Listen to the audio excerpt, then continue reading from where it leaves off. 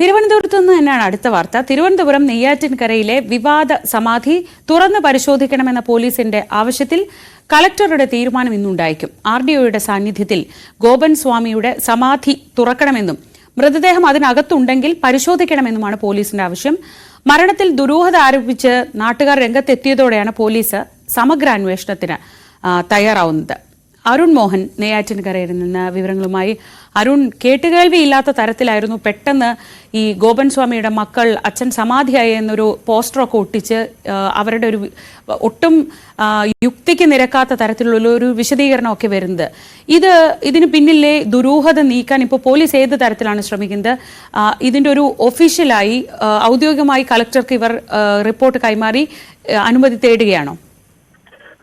സൂചിപ്പിച്ചതുപോലെ കേട്ടുകേൾവില്ലാത്ത വളരെ ഒരു സംഭവം തന്നെയാണ് നമുക്കിപ്പോൾ പങ്കുവയ്ക്കാനുള്ളത്. കാരണം ഈ പറയുന്ന ഗോപൻ സ്വാമി, മണിയൻ എന്ന ഗോപൻ സ്വാമി ആറാലുമൂട് സ്വദേശിയാണ്.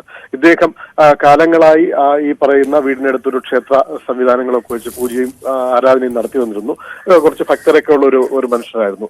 നമുക്ക് മനസ്സിലാക്കാൻ കഴിയുന്നത് പ്രകാരം ഏറെ നാൾ ഇദ്ദേഹം 69 വയസ്സുള്ള ഇദ്ദേഹം കിടപ്പിലായിരുന്നു, അവശനായിരുന്നു എന്നാണ് അറിയാൻ കഴിയുന്നത്. എന്നാൽ ഒരു സുപ്രഭാതത്തിൽ ഇദ്ദേഹത്തിന്റെ മക്കളായ സനന്ദനും രാജസേനനും പറയുന്നതനുസരിച്ച് പുലർച്ചെ അച്ഛൻ പറയുന്നു, കഴിഞ്ഞ വ്യാഴാഴ്ച ആയിരുന്നു സംഭവം. വ്യാഴാഴ്ച പറയുന്നു അച്ഛൻ സമാധിയാവാൻ തയ്യാറായിട്ടുണ്ട്, അച്ഛനെ സമാധിയാക്കണം, ഒരു കാരണവശാലും ഈ സമാധി ചടങ്ങുകൾ ആരെയും അറിയിക്കരുത്, ഇത് വളരെ രഹസ്യ സ്വഭാവത്തോടെ സമാധി ചെയ്യണം എന്ന് പറഞ്ഞതിന്റെ അടിസ്ഥാനത്തിൽ മക്കൾ അച്ഛന്റെ ആഗ്രഹപ്രകാരം സമാധി ചെയ്തു എന്നാണ് പുറം ലോകത്തെ അറിയിക്കുന്നത്. തുടർന്ന് സമാധിക്ക് ശേഷം ഇട്ട പോസ്റ്റാണ് മരണവിവരം പോലും ഭക്തരായാലും നാട്ടുകാരായാലും അയൽവാസിയായാലും ഒക്കെ അറിയുന്നത് എന്നുള്ളതാണ് ഇതിലൊരു വിചിത്രമായ ഒരു സംഭവം. തുടർന്ന് നാട്ടുകാർ പരാതിയുമായി രംഗത്തെത്തുന്നു. നെയ്യാറ്റിൻകര പോലീസ് പ്രവീണിന്റെ നേതൃത്വത്തിലുള്ള പോലീസ് സംഘം സ്ഥലത്തെത്തിയപ്പോൾ സ്ഥിതിഗതികൾ വിലയിരുത്തിയപ്പോൾ സമാധി നടത്തി എന്നുള്ളത് മനസ്സിലാക്കുന്നു.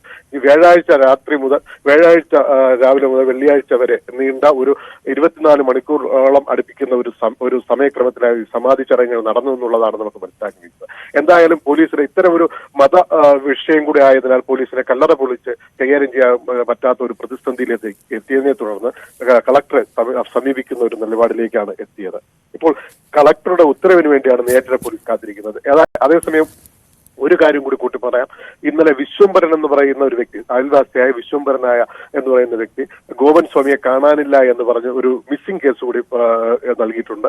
ഇതും പോലീസിന്റെ നീക്കത്തിന്റെ ഭാഗമാണ് ഇത്രയും പെട്ടെന്ന് കല്ലറ പൊളിച്ചത്. അതായത് കളക്ടറുടെ ഉത്തരവ് കിട്ടിയാൽ മാത്രമേ എന്തിനും മുന്നോട്ട് പോകാൻ കഴിയൂ എന്നുള്ളൊരു അവസ്ഥയായതിനാൽ നിൽക്കുകയാണ്. എന്തായാലും ശ്രീ നേരത്തെ സൂചിപ്പിച്ചുള്ള കേട്ടുകേൾവിയില്ലാത്ത വളരെ ഒരു നമുക്ക് യുക്തിക്ക് നിരക്കാത്ത ഒരു സംഭവം തന്നെയാണ്. കാരണം ഒരു നാട്ടുകാർ പറയുന്നു ഇത്തരത്തിലായിക്കഴിഞ്ഞാൽ, കാരണം നമുക്ക് നെയ്യാറ്റിൻകര പ്രദേശത്ത് തന്നെ ഇത്തരം സമാധിയിലിരുന്ന സ്റ്റേഷന്മാർ ഉണ്ടായിട്ടുണ്ട് മുൻകാലങ്ങളിൽ. പക്ഷെ അത്തരം ചടങ്ങുകളിൽ പോലും നമുക്ക് ഈ ഭക്തജനങ്ങളെയും വിശ്വാസികളെയും നാട്ടുകാരെയൊക്കെ അത്തരത്തിൽ ചടങ്ങുകൾക്ക് പങ്കെടുപ്പിച്ചുകൊണ്ടുള്ള നീക്കങ്ങളായിരുന്നു. നമ്മുടെ ഇന്ത്യൻ നിയമവ്യവസ്ഥ അനുസരിച്ച് ഒരാളുടെ മരണം സ്ഥിരീകരിക്കണമെങ്കിൽ അതൊരു ഡോക്ടർ സ്ഥിരീകരിക്കണം. മരിച്ചു എന്ന് ഡോക്ടർ സ്ഥിരീകരിച്ചാലാണ് മരണം സ്ഥിരീകരിക്കുന്നത്. അതല്ലാതെ ഒരാൾ മരിച്ചെന്ന് പറഞ്ഞ് സമാധിയിരുത്തിയാൽ സ്വാഭാവികമായും നിയമനീതി ന്യായ സംവിധാനങ്ങൾ ഉള്ള ഒരു നാട്ടിൽ ചിലപ്പോൾ അത് പരിശോധനയിലേക്കൊക്കെ പോകേണ്ടി വരും.